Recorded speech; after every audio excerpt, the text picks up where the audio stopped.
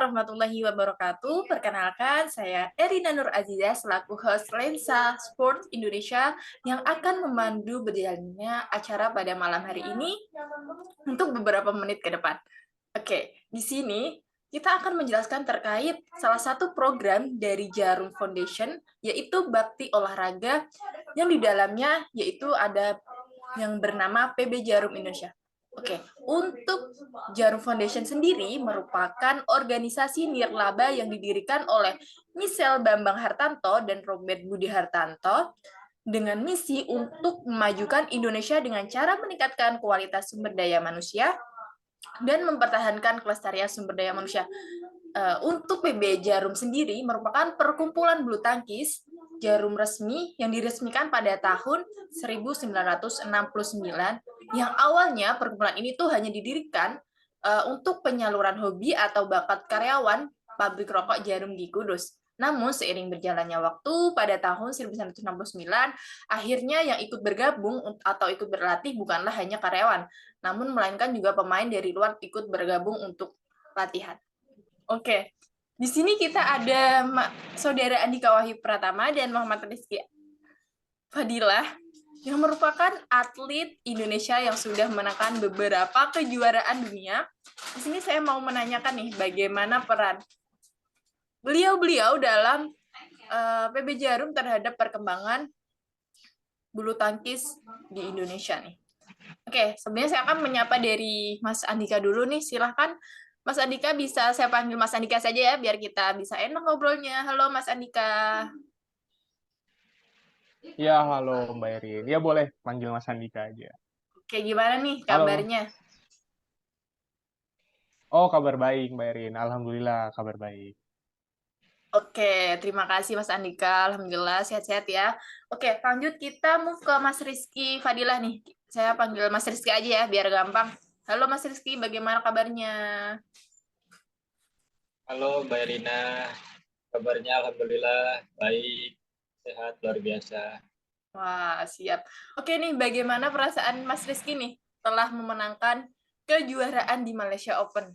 Nah, yang pasti senang sekali ya, Alhamdulillah bersyukur bisa memenangkan kejuaraan Malaysia Open kemarin. Semoga kedepannya tidak hanya saya, tapi teman-teman yang lain juga bisa memberikan yang terbaik lah untuk Indonesia. Oke, siap. Oke, lanjut nih Mas Rizky. Di sini saya mau nanya-nanya sedikit nih. Kira-kira Mas Rizky sudah terjun di dunia bulu tangkis ini sejak di umur berapa sih? Kalau saya sendiri sudah bermain bulu tangkis itu dari kecil ya, sudah dari umur 10 tahun. Oke. Namun saat masuk ke PB Jarumnya di usia berapa? Waktu itu untuk masuk di PB Jarum itu sekitar umur 12 tahun. Pada saat saya kelas 1 SMP, saya masuk ke PB Jarum. Wah, di umur-umur yang sangat masih belia ya Mas, udah masuk, udah join di PB Jarum. Oke.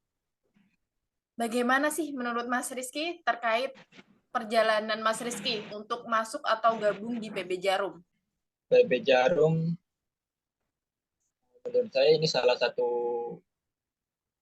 wadah untuk para atlet-atlet bulu tangkis yang ada di Indonesia untuk bisa berlatih. Dan di PB Jarum juga menurut saya pengelolaannya juga sangat-sangat baik ya dalam membimbing, melatih, dan mengelola atlet-atletnya. Pelatih yang melatih juga bukan sembarang pelatih yang ada juga sangat-sangat pelatih yang berkualitas, dan banyak fasilitas juga yang diberikan untuk mendukung untuk kami sebagai atlet dalam berlatih. Oke. Di sini juga di PB Jarum juga ini ya Mas, banyak coach-coachnya yang memiliki emang sudah terkenal dengan kualitasnya, juga banyak fasilitas yang ditawarkan. Kira-kira apa aja nih Mas yang disiapkan atau disediakan dari PB Jarum terkait fasilitas untuk para atletnya? Untuk fasilitas sendiri banyak ya, mulai dari tempat tinggal, asrama untuk para atlet, lapangan latihan tentunya. Terus kita juga sebagai atlet kan tentu harus menjaga asupan makanan yang bergizi, itu juga disediakan. Selain itu juga ya alat-alat dan perlengkapan kita untuk berlatih, beberapa fasilitas penunjang lainnya seperti ruang fitness, komputer, dan lain-lainnya. Wah, sangat keren sekali ya dari PB Jarum ini memberikan fasilitas yang sangat-sangat menarik nih untuk para atletnya. Oke, terima kasih Mas Rizky. Selanjutnya kita akan move ke Mas Andika nih. Kalau Mas Andika ini nih merupakan pemain bulu tangkis ganda putra Indonesia. Kira-kira kan Mas Andika nih udah bergabung atau masuk ke dunia bulu tangkis di umur berapa Mas Andika? Iya Mbak, kalau saya join atau mungkin main bulu tangkis itu dari usia 11 tahun kalau untuk main bulu tangkis. Dari sejak usia segitu saya mulai berlatih dan pertama mungkin saya masih main sama teman-teman dan mungkin ikut-ikut di GOR latihan bersama teman-teman yang lain seperti itu.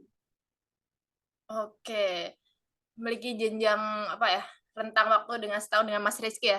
Untuk join di PP Jarum sendiri di umur berapa nih Mas Andika nih? Untuk join di PB Jarum sendiri itu saya di usia saya beda beberapa tahun dari Mas Rizky. Saya di usia 13 tahun saya baru join di PB Jarum. Kebetulan saat itu saya ditawari sama salah satu pelatih di situ untuk join di PB Jarum. Karena saat itu saya mengikuti turnamen dan ya alhamdulillah saya menang di turnamen itu dan tiba-tiba ada pelatih datang menawarkan saya untuk join di PB Jarum. Oh, Dan seperti itu itu. sekitar saya kelas 2 SMP sih.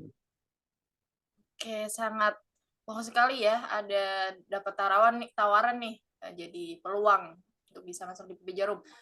Kira-kira bagaimana sih atau pendapat dari Mas Andika terkait PB Jarum itu sendiri? Kenapa sampai asalnya ikut turnamen yang tidak saya tidak ikut di PB Jarum tiba-tiba tertarik untuk join di PB Jarum? Wah, PB Jarum itu sangat bagus. Salah satu PB yang terbaik sih menurut saya. Lagi kita tahu ya dari PB Jarum itu sendiri banyak atlet-atlet nasional, legenda-legenda bulu tangkis yang ada di Indonesia itu mantan dari eh, jebolan dari PB Jarum sendiri gitu kan. Nah, kenapa pasti ada alasan tertentu juga kan dari saya mau join PB Jarum gitu. Apa yang dari jelasin Mas Rizky tadi sudah dijelaskan dengan baik. Di situ ada fasilitas yang ditawarkan PB Jarum dan juga tentunya siapa sih yang nggak tertarik dengan PB Jarum dengan begitu ketatnya masuk PB Jarum dan bakat-bakat tertentu aja yang mungkin bisa masuk ke PB Jarum gitu dengan kualitas yang sangat baik, salah satu yang terbaik di Indonesia gitu kan. Karena PB Jarum ini mengedepankan kualitas atletnya gitu, fasilitasnya mereka lengkap, pelatihnya yang pastinya yang terbaik dan yang pengalamannya dan juga kualitasnya yang paling terbaik. Pokoknya atlet sangat merasa terpenuhi lah di PB Jarum ini sendiri. Oke, itu merupakan salah satu ini ya, keunggulan-unggulan yang disediakan atau dimiliki oleh PB Jarum sehingga atlet-atletnya betah nih bergabung di PB Jarum itu sendiri. Oke, terima kasih Mas Andika dan Mas Rizky telah menjawab pertanyaan saya tadi. Selanjutnya kira-kira ada nggak sih pemain favorit senior atau pemain bulu tangkis yang lainnya yang diidolakan oleh Mas Rizky sama Mas Andika nih? Mungkin bisa dijawab dari Mas Rizky dulu, giliran. Apa dari Mas Andika, silakan. Oke, kalau dari saya sendiri sih, saya sangat menyukai atau memfavoritkan salah satu atlet legenda bulu tangkis Indonesia itu Rudi Gunawan. Saya suka beliau karena gaya bermainnya yang sangat menarik untuk ditonton. Saya juga banyak belajar dari permainan-permainan dia.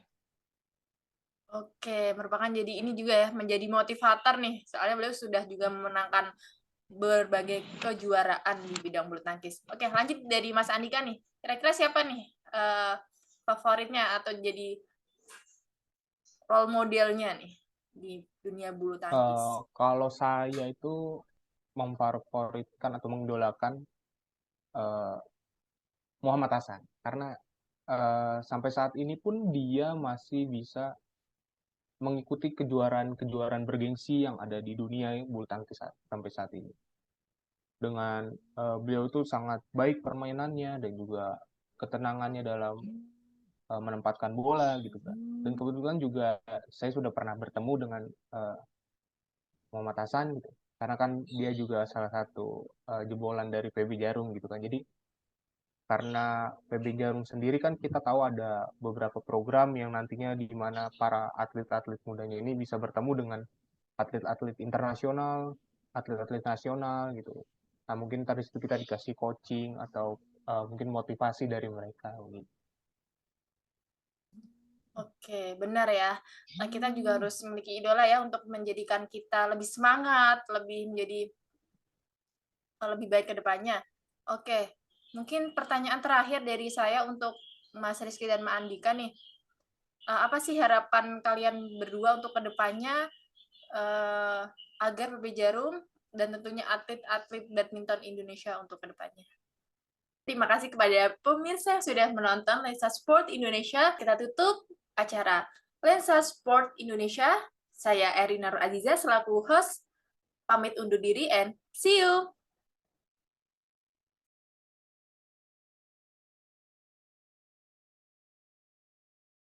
Nah, untuk kali ini kelompok kami memakai salah satu contoh kasus dari CSR yang ada di perusahaan PT Jarum Indonesia. Nah, PT Jarum Indonesia ini telah melakukan berbagai macam atau juga menjalankan berbagai macam program dan juga kegiatan sebagai tanggung jawab sosial perusahaan atau corporate social responsibility atau CSR. Nah, pelaksanaan tanggung jawab sosial perusahaan atau CSR dari PT Jarum Indonesia ini ada di luar lingkungan perusahaan yang dilaksanakan oleh lembaga yang dibentuk oleh PT Jarum Indonesia yaitu Jarum Foundation yang didirikan pada tanggal 30 April 1986 oleh Michael Bambang Hartono dan juga saudaranya Robert Budi Hartono. Nah, Jarum Foundation ini adalah sebuah organisasi nirlaba yang didirikan oleh tadi Michael Bambang Hartono dan juga Robert Budi Hartono dengan misinya itu untuk memajukan Indonesia dengan cara meningkatkan kualitas SDM dan juga mempertahankan kelestarian dari sumber daya alam. Foundation sendiri itu punya filosofi gitu, yaitu lahir dari dalam dan berkembang bersama lingkungan yang dipegang teguh oleh Jarum Foundation dari filosofi itu untuk berperan dalam memajukan bangsa. Nah, untuk mewujudkan misinya itu para pendiri yaitu dari Michael Bambang Hartono dan juga Robert Budi Hartono itu membentuk beberapa program corporate social responsibility atau CSR. Yang pertama dari PT Jarum Indonesia lewat Jarum Foundation ada 5. Namanya itu Bakti pada Negeri. Yaitu program baktinya itu yang pertama program Bakti Jarum Foundation yang tadi udah disebutin, Bakti pada Negeri. Nah, pertama itu Bakti Sosial Jarum Foundation. Nah, Bakti Sosial Jarum Foundation itu kegiatan bakti sosial yang dilaksanakan dengan beragam kegiatan yang manfaatnya itu untuk masyarakat dan juga kemanusiaan. Selanjutnya itu ada Bakti Olahraga Jarum Foundation. Salah satu produk yang ada di Bakti olahraga ini yaitu yang terkenal adalah PB Jarum yang berusaha untuk meningkatkan kualitas lewat olahraga bulu tangkis atau badminton sebagai olahraga yang dapat membawa nama besar Ibu Pertiwi di kancah dunia. Selanjutnya itu ada Bakti Lingkungan. Pada tahun 1979, Jarum telah mengelola usaha pelestarian lingkungan, menciptakan keteduhan dan juga melestarikan ekosistem lokal, serta mencegah erosi tanah untuk membantu respan air dan itu berjalan selama beberapa tahun melalui program Jarum Trees for Life. Nah, Jarum ini telah berhasil menyelesaikan penanaman tahap pertama yaitu sebanyak 2.767 pohon rem besi di sepanjang jalur Kudus hingga Semarang. Nah, sementara itu pada tahun 2011 penanaman itu dilanjutkan sebanyak 7.300 pohon rem besi di sepanjang jalan dari Semarang hingga Losari. Selanjutnya itu ada bakti pendidikan. Bakti pendidikan ini sejak tahun 1984, Jarum itu punya namanya Jarum Beasiswa Plus. Secara konsisten, mereka itu berperan aktif untuk memajukan pendidikan melalui budaya, pemberdayaan mahasiswa yang berprestasi dalam berbagi pelatihan soft skill untuk membentuk SDM Indonesia yang disiplin, mandiri, dan juga berwawasan masa depan, serta menjadi seorang pemimpin yang cakap, intelektual, dan juga emosionalnya. Dan terakhir itu ada bakti budaya dari Jarum Foundation. Sejak tahun 1992 melalui programnya, yaitu Jarum Apresiasi Budaya, Jarum itu telah menjalani kerjasama dengan berbagai macam pihak, antara lain itu Bengkel Teater Rendra, Teater Koma, Putu Wijaya, Teater Mandiri, dan sebagainya. Dan pada tahun 2011 itu Jarum Bakti Budaya itu melakukan berbagai usaha untuk memperkenalkan pengembangan dan juga pemeliharaan warisan luhur budaya bangsa Indonesia. Ya, dan selanjutnya kelompok kami itu dari kasus tersebut tadi yang sudah dijelaskan, kelompok kami menggunakan model analisis dari Carroll's Pyramid of Business Responsibilities pada tahun 1991. Jadi Archie Carroll ini berpendapat bahwa tanggung jawab sosial perusahaan itu meliputi ekonomi, hukum, etika, dan harapan dari masyarakat pada waktu tertentu. Archie Carroll ini dia mencoba menjabarkan beberapa jenis tanggung jawab sosial sebuah perusahaan yang dituangkan ke dalam sebuah piramida bernama Piramida Tanggung Jawab Sosial Perusahaan atau CSR. Piramida ini berarti hierarki tanggung jawab yang bergerak dari ekonomi dan hukum berdasarkan orientasi sosial yang etis. Dalam piramida Carroll ini terdapat kategori tanggung jawab sosial perusahaan atau CSR yang terdiri dari yang pertama itu ada economical responsibility, yang kedua ada legal responsibility, yang ketiga ada ethical responsibility, dan yang keempat ada philanthropic responsibility. Dan berikut ini adalah hasil analisis kelompok kami dalam program CSR yang dilakukan oleh PT Jarum dengan menggunakan model analisis Carroll's Pyramid of Business Responsibilities pada tahun 1991. Pertama itu dari aspek economic responsibility. Jadi dari 5 kegiatan bakti yang dilakukan Jarum Foundation ini memperlihatkan perusahaan PT Jarum ini menjalankan komitmennya untuk memberikan manfaat sosial ekonomi sebagaimana konsep triple bottom line.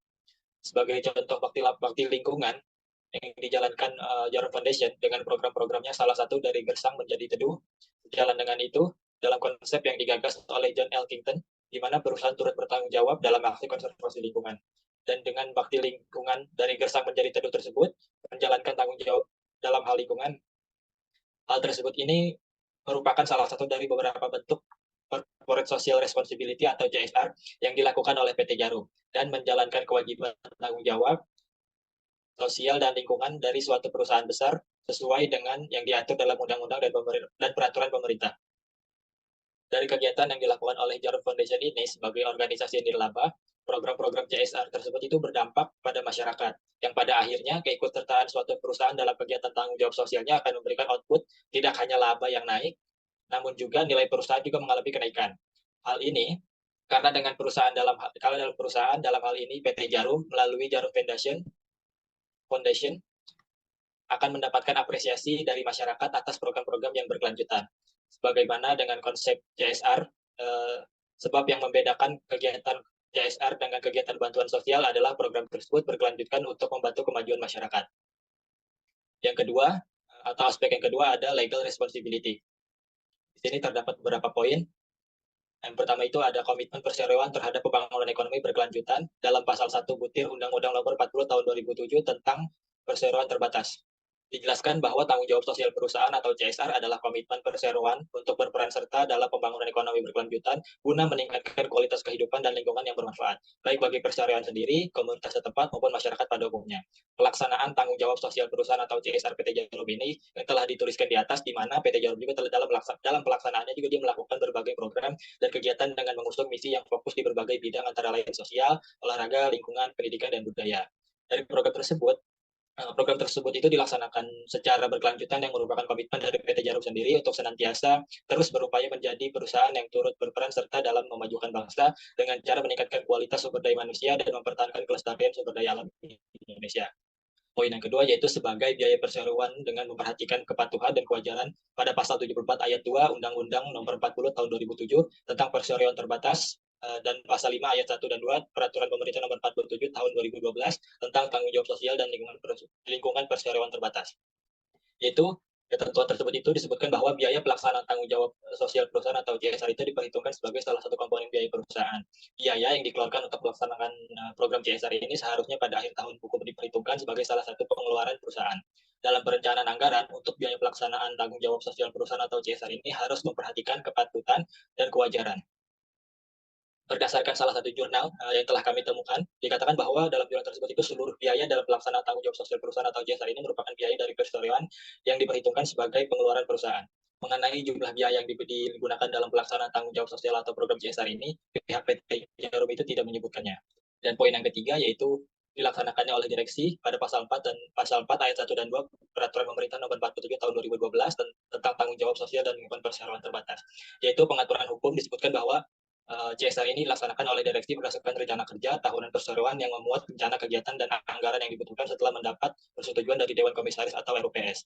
Dalam hal PT Jarum, pelaksanaan tanggung jawab sosial perusahaan ini tuh untuk di dalam lingkungan perusahaan dilaksanakan oleh direksi seperti pelaksanaan yang dilakukan oleh bagian purchasing, dan untuk di luar lingkungan perusahaan dilaksanakan oleh Jarum Foundation, sebuah wadah yang dibentuk untuk pelaksanaan tanggung jawab sosial perusahaan atau CSR PT Jarum di bidang sosial, olahraga, lingkungan, pendidikan, dan budaya. Seluruh program dan kegiatan direncanakan dan dianggarkan dalam bentuk rencana kerja tahunan yang telah disetujui juga. Dan untuk poin yang keempat, itu dipertanggungjawabkan kepada RUPS pada pasal 6 Peraturan Pemerintah Nomor 47 Tahun 2012 tentang tanggung jawab sosial dan lingkungan perseroan terbatas. Jadi menurut ketentuan bahwa pelaksanaan tanggung jawab sosial perusahaan atau CSR ini dimuat dalam laporan tahunan perseroan dan dipertanggungjawabkan kepada RUPS dalam hal pelaksanaan tanggung jawab sosial perusahaan atau CSR PT Jarum ini sebagaimana seluruh program dan kegiatan direncanakan dan dianggarkan dalam bentuk rencana kerja tahunan dan kemudian dimuat juga dalam laporan tahunan perseroan dan dipertanggungjawabkan kepada RUPS PT Jarum. Oke, di sini ada poin yang ketiga, yaitu ethical responsibility, ada tanggung jawab etika.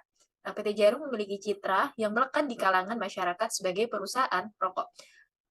Corporate Social Responsibility atau CSR tidak lagi menjadi sebuah wacana karena telah dipertanggungjawabkan secara langsung oleh perusahaan melalui program Trees for Life. PT Jarum telah menjawab perubahan paradigma pembangunan dari pertumbuhan ekonomi atau economic growth menjadi pertumbuhan berkelanjutan atau sustainable development.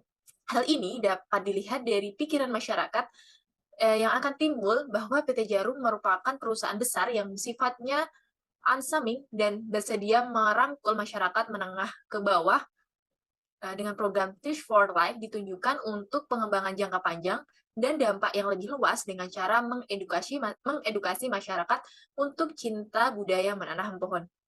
Terlebih dari itu, perusahaan berhasil memberikan solusi atas krisis udara yang ada di sepanjang jalan pantai utara Jawa. Adapun upaya dari PT Jarum dapat aktivitas kegiatan lingkungan ini mampu sedikit demi sedikit menambahkan antusias para warganya untuk cinta lingkungan. Di samping itu, dengan melalui tahap-tahap ini, PT Jarum mampu memberikan atau menarik perhatian warganya, dan sehingga itu menjadi nilai tambah dalam hal image perusahaan karena responden sekaligus konsumen dari produk PT Jarum ini dari menerima beberapa respon masyarakat yang menerima bantuan sosial maupun berupa bantuan bibit tanaman, mereka mempersampingkan bahwa dasarnya PT Jarum merupakan perusahaan rokok. PT Jarum ini telah dikenal lama dan luas di masyarakat meskipun fokus pada produksi rokok, namun mampu bertanggung jawab sosial. PT Jarum melalui program TFL menanamkan terang besi sangat jauh lebih baik dan bermanfaat. Dengan penyelenggaraan CSR, citra perusahaan Jarum ini tidak lagi secara signifikan menjadi negatif, tapi berkebalikan menjadi lebih positif. Dengan pengalaman dan pengakuan masyarakat tentang kontribusi perusahaan dalam bidang sosial mengesampingkan usaha utama perusahaan sebagai manufaktur tembakau. Selama ini, perusahaan telah secara responsif menganalisis potensi dari keluhan masyarakat yang sudah diterima tentang lingkungan. Semakin banyak perusahaan memberikan informasi dan edukasi terkait bukti lingkungan, maka diharapkan potensi apresiasi dari masyarakat akan meningkat terkait program tersebut. Ide-ide perusahaan yang ditujukan ke dalam otoritas perbaikan dan atau meningkatkan image yang dapat menunjukkan niat baik perusahaan pada aspek sosial. Selanjutnya di sini ada poin yang keempat, di sini ada philanthropical responsibilities atau tanggung jawab sukarela atau kedermawaan. Di sini PT Jarum Foundation yang menganut filosofi lahir dari dalam dan tumbuh bersama lingkungan didirikan sebagai bentuk persatuan untuk mengabdikan kepada bangsa dan membantu membangun Indonesia yang tidak hanya kuat secara ekonomi, tetapi juga mengembangkan prestasi dalam olahraga, prestasi akademik, perlindungan lingkungan, dan yaitu kekayaan budaya. Terwujudnya kualitas hidup Indonesia yang lebih baik di masa yang akan mendatang atau di masa depan, Jarum Foundation yaitu merupakan jarum bakti pendidikan yang berpartisipasi aktif dalam memajukan pendidikan dengan membina dan memperdayakan siswa-siswinya yang berkualitas dalam berbagai pelatihan soft skill maupun pendidikan manusia Indonesia yang disiplin, mandiri, berorientasi pada masa depan, dan menjadi pemimpin yang berkemampuan intelektual, emosional, dan spiritual.